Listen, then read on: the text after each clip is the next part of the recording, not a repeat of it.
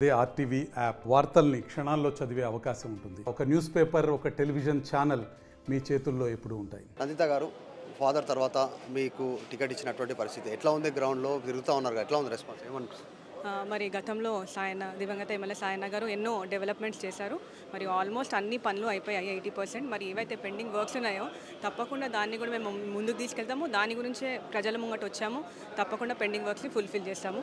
అట్లనే కేసీఆర్ గారు ఎన్నైతే పథకాలు ఇప్పుడు స్కీమ్స్ ఉన్నాయో మరి ప్రతి గడపకి ముడుతున్నాయి. సో అందరూ కూడా చాలా సంతోషంగా ఉన్నారు. తప్పకుండా మరి కేసీఆర్ గారే మళ్ళీ వస్తారని చెప్తున్నారు. మీరు మహిళ, మీకు కూడా అక్కడ పోటీగా మరో మహిళ ఉంది, గద్దర్ కూతురు.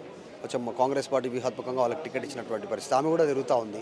ఎట్లా ఉంది అనుకుంటారు? మరి అంటే అండి ఇప్పుడు అందరూ క్యాండిడేట్ని పెడతారు. తప్పకుండా మరి సాయన్న గారు 30 ఏళ్ళ నుంచి మరి కంటోన్మెంట్లో ఉన్నారు కాబట్టి మేము మా పని చేసుకుంటూ పోతాము. మరి ప్రజలే దానికి రిజల్ట్ ఇస్తారు.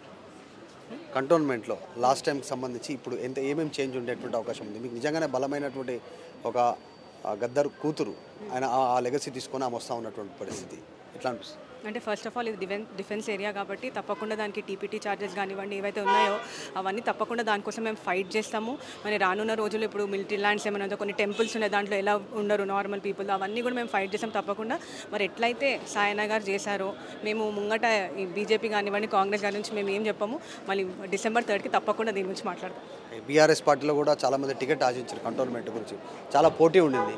కానీ చివరాఖరిలో కేసీఆర్ మీ వైపు మొగ్గు చూపురి మీకు టికెట్ అనౌన్స్మెంట్ చేశారు.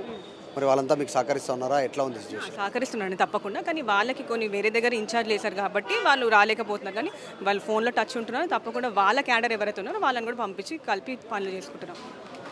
ఖచ్చితంగా హోప్ ఉందా మీకు ఈసారి విజయం? తప్పకుండా 110%. ఎంత 100% మెజారిటీ చూద్దాం, కానీ గెలిపితే తప్పకుండా. మరి వెన్నెలకు పోటీ ఇవ్వబోతాం,